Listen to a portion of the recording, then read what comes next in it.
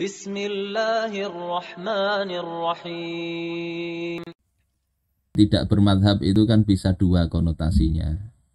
Dia bisa menganggap dirinya itu ngambil sendiri dari Al-Quran maupun As-Sunnah. Kalau yang pertama ini kan berarti dia ini alim betul. Kalau memang orangnya punya kemampuan begitu ya nggak masalah dia katakan begitu. Untuk dirinya sendiri. Tapi kalau orang awam gimana dia bisa ngambil langsung dari Al-Quran dan As-Sunnah? Bahaya sekali. Memahami Al-Quran dan As-Sunnah aja bagaimana caranya coba? Kalau dia nggak ngerti, usul fikih nggak ngerti, bahasa Arab nggak ngerti, nasikh mansuh nggak ngerti. Dia nanti akhirnya mengakunya mengambil dari Al-Quran dan As-Sunnah. Tapi dia bisa jadi sebetulnya ikut juga dia ke penterjemah atau ke ustadz tertentu.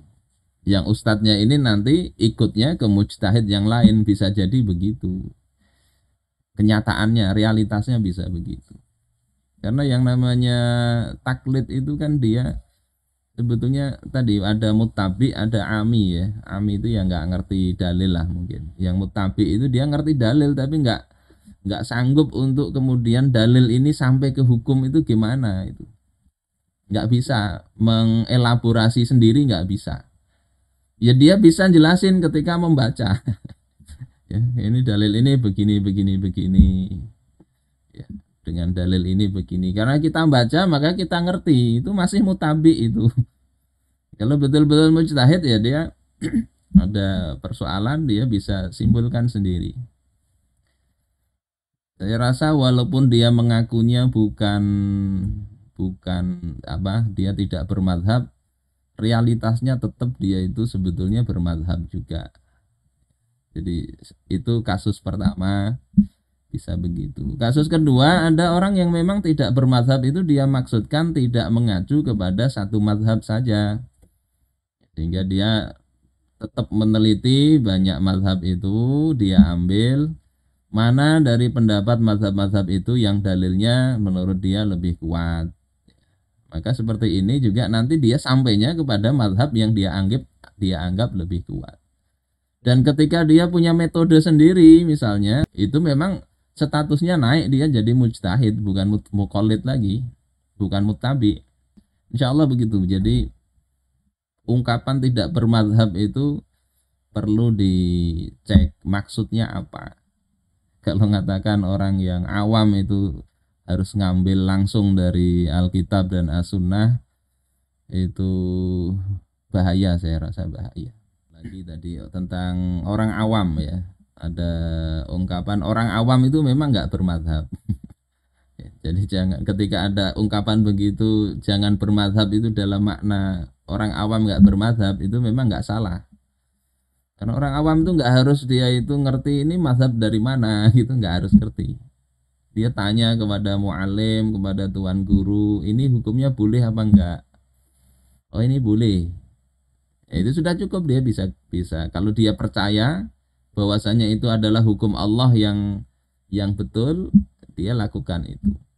Tapi tadi kesimpulan hukumnya memang harus betul ya. Kemudian dia tanya lagi ke ustadz yang lain untuk persoalan yang lain, maka itu juga boleh. Jadi orang awam itu nggak bermadhab itu dalam makna begitu, yakni dia nanya kepada ulama madhab mana, kada ada masalah. Nggak harus dia tahu ini perbuatan saya ini ngikuti madhab ini, tidak harus begitu. Nah kalau dimaknai begitu ya nggak apa-apa. Tapi kalau dimaknai ambil sendiri dari Al-Quran atau As-Sunnah, orang awam begitu bahaya itu. Kayak orang nggak bisa nyupir ya langsung nyupir sendiri. Terus yang kedua tentang fanatisme itu sebetulnya juga mulai dulu ya ada.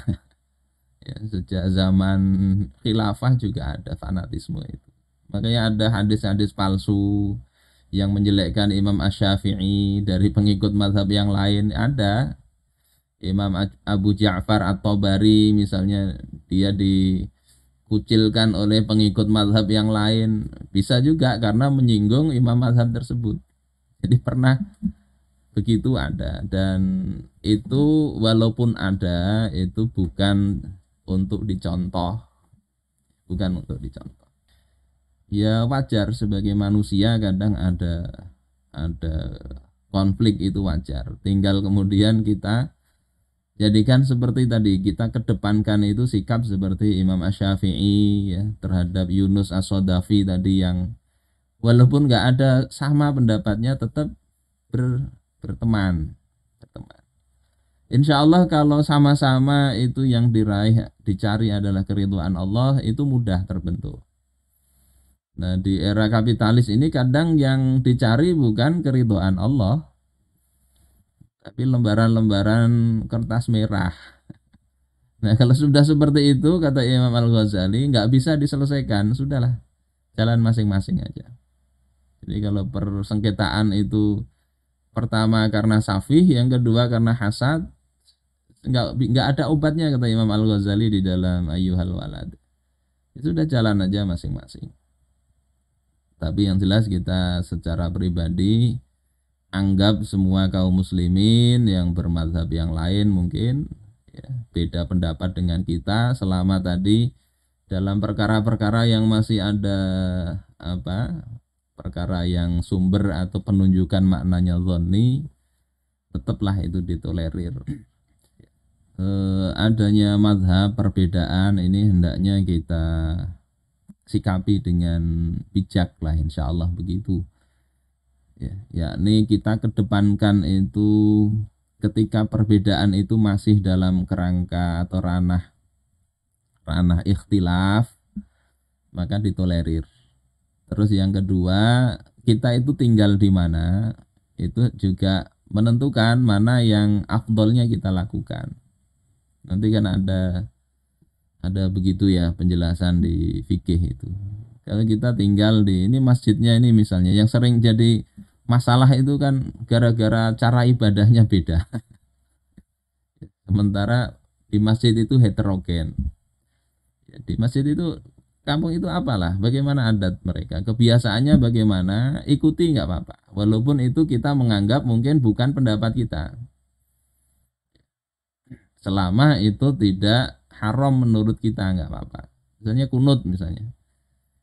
Kunut itu kan kalau di mazhab Syafi'i sendiri kan nggak wajib. Nggak wajib. Bisa diganti dengan sujud sahwi, bisa juga enggak. Sehingga kalau misalnya mengimami di masjid yang kalangan mereka nggak mau kunut, nggak usah dikerasi, nggak usah dikerasi, dan nggak usah engkel-engkelan. Walaupun kadang sikap begini itu akan dianggap sebagai pelin-pelan juga oleh sebagian kalangan yang keras sekali dalam memegang ikhtilaf itu. Nggak mau tahlilan keluar dari kampung ini misalnya. Ada juga yang begitu. Nah ini kan problem yang sebetulnya persoalan-persoalan yang bukan apa ikhtilafnya itu bukan ini wajib ini haram ya, bukan persoalan itu menjadi hal-hal yang dianggap utama. Nah ini problem yang harus kita selesaikan, sehingga mana yang harus didahulukan itu yang harusnya kita prioritaskan.